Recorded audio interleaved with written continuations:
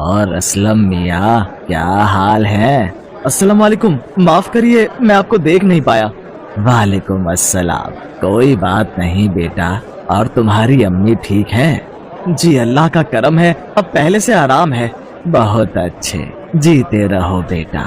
मानना पड़ेगा, अपने अब्बू के जाने के बाद तुमने बड़ी हिम्मत से काम लिया और अपनी अम्मी की सेहत को भी आखिरकार संभाल ही लिया। जी बहुत शुक्रिया आपका। अच्छा अब इजाजत दीजिए, काम पर जाना है। अस्सलाम वालेकुम। यही कोई 18 साल के आसपास की उम्र होगी असलम की, जब उस पर जिम्मेदारियों का बोझ पड़ गया। 1 साल पहले ही असलम के अब्बू की मौत हो गई थी। पति के चले जाने का गम असलम की अम्मी से बर्दाश्त न हुआ और वो भी बीमार रहने लगी। सबको लगने लगा था कि अब वो भी नहीं बच पाएंगी, लेकिन असलम की देखरेख और दुआओं ने उसकी अम्मी को हिम्मत दी और वो पहले से कुछ बेहतर हो गई। अब घर में बस 2 ही लोग थे, असलम और उसकी अम्मी। असलम को पढ़ाई छोड़कर काम धंधे पर लगना पड़ा। वो सुबह जल्दी उठता, घर के सारे काम करता और फिर नमाज पढ़ने के बाद काम करने फैक्ट्री चला जाता। ऐसे ही वक्त गुजर रहा था। फिर एक सुबह अरे असलम बेटा तू छोड़ दे, ये सब झाड़ू वाड़ू मैं कर लूंगी। नहीं अम्मी, अपनी हालत देखो जरा, अभी पूरी तरह से ठीक नहीं हुई हो। आप बस आराम करो और देखो मैं कैसे फटाफट सारे काम निपटा देता हूँ। या अल्लाह, या तो मुझे उठा ले या फिर मुझे पहले की तरह भला चंगा कर दे। मेरी इस हालत की वजह से मेरे बच्चे को कितना काम करना पड़ता है।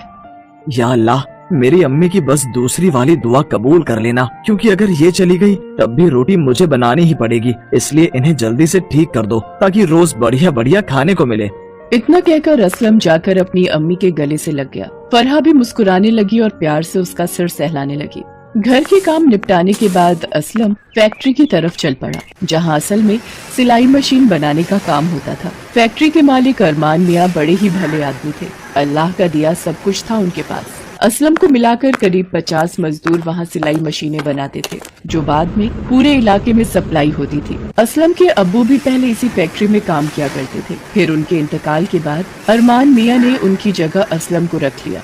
असलम अपने अब्बू की तरह ही बहुत मेहनती और ईमानदार था। कुछ दिन बाद बकरीद आने वाली थी। असलम चाहता था कि इस बार उसके घर में अल्लाह के नाम की कुर्बानी हो और इसके लिए वो पैसे जोड़ने की कोशिश भी कर रहा था। हालांकि अम्मी की दवाइयों के खर्च और बाकी खर्चों के साथ ये मुमकिन नहीं हो पा रहा था। असलम कहाँ खोया हुआ है? नहीं अम्मी, वो बस ऐसे ही कुछ सोच रहा था। क्या बात है बेटा, मुझसे बोलना। कुछ नहीं अम्मी, इस बार मैं जरूर कुछ ऐसा करूँगा कि आपको नाज होगा मुझ पर। अरे मेरे बच्चे, मुझे तो हमेशा से तुझ पर नाज है। तुझ जैसा बेटा तो बड़े नसीबों से मिलता है। असलम किसी भी तरह से इस बार बकरीद का त्योहार अपने घर में अच्छे से मनाना चाहता था और इसके लिए उसने 3000 रुपए बचा भी लिए थे। फिर बकरीद से 1 हफ्ते पहले वो बकरा मंडी जाने के लिए तैयार होने लगा। असलम कहाँ जा रहे तू? आज तो तेरी छुट्टी है ना? जी अम्मी छुट्टी तो है, बस एक दोस्त से मिलने जा रहा हूँ, जल्दी आ जाऊंगा। कुर्बानी के लिए बकरा लाकर असलम अपनी अम्मी को खुश करना चाहता था, इसलिए उसने उस वक्त उनसे कुछ भी नहीं बताया। इसके बाद वो अपने घर से निकला, बकरा मंडी की तरफ जाने वाले ऑटो में बैठ गया। कुछ दूर चलने के बाद अचानक ही उस ऑटो का पिछला पहिया निकल गया। ऑटो तेजी से एक तरफ घूमा और फिर पलट गया। इत्तेफाक से ऑटो के ठीक पीछे एक कार थी, जिसके ड्राइवर ने ऑटो को पलटता देखकर कार को बहुत तेजी से घुमाया और वो कार पास के ही एक बड़े से पेड़ से जाकर भिड़ गई। उधर ऑटो पलटने की वजह से असलम का सिर भी चकराया हुआ था। गनीमत ये थी कि उसे कोई गहरी चोट नहीं आई। उसने खुद को संभाला और फिर ऑटो में सवार बाकी लोगों की मदद करने लगा। चलो अल्लाह का शुक्र है किसी को ज्यादा चोट नहीं आई। तभी असलम की नजर उस कार पर पड़ी। उसने फौरन जाकर कार के अंदर देखा तो कार में उसकी ही उम्र का एक नौजवान था। एक्सीडेंट की वजह से उसके सिर से काफी खून बह रहा था और वो बेहोश था। असलम ने बिल्कुल देरी नहीं की और फौरन वहीं से एक दूसरा ऑटो बुक किया और उसे नजदीक के अस्पताल लेकर पहुंचा। डॉक्टर साहब इन्हें बचा लीजिए। क्या हुआ इन्हें? इनकी कार का एक्सीडेंट हो गया और ये बेहोश हो गए हैं। चोट तो आपको भी लगी है, आप भी इनके साथ थे क्या? नहीं सर, पर उससे क्या फर्क पड़ता है। अल्लाह की खातिर आप पहले इनका इलाज शुरू कीजिए।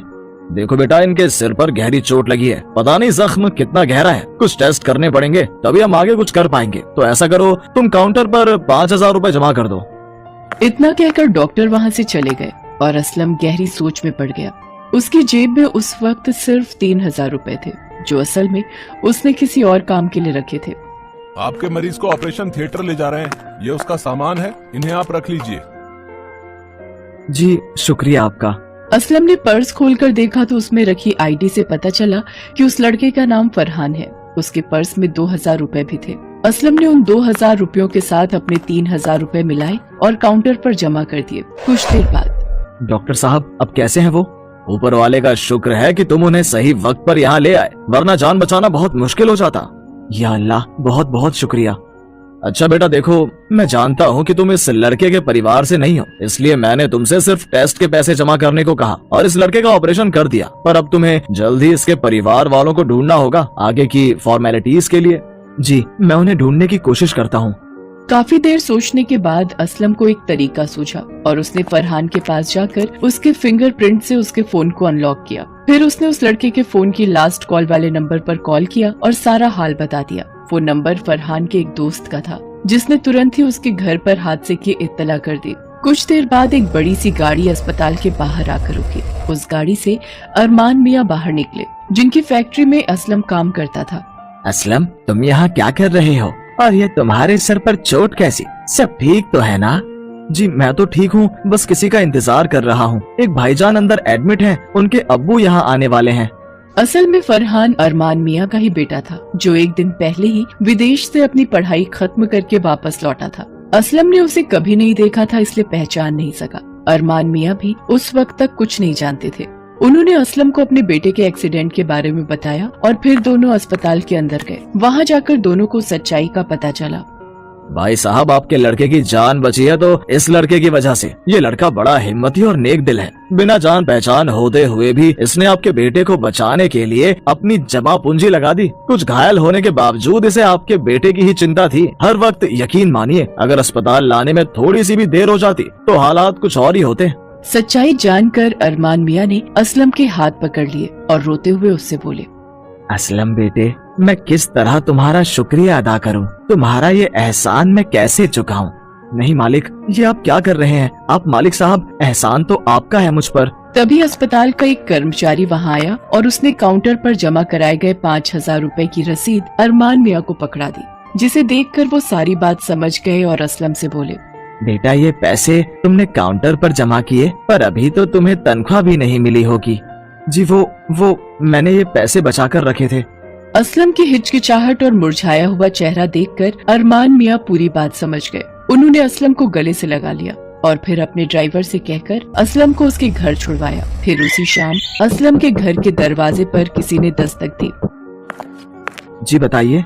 जी, ये आपके लिए ये बकरा अरमान मियाँ ने भेजा है और कहा है कि बकरा ईद पर कुर्बानी के बाद उनके बेटे की सलामती की दुआ जरूर करना।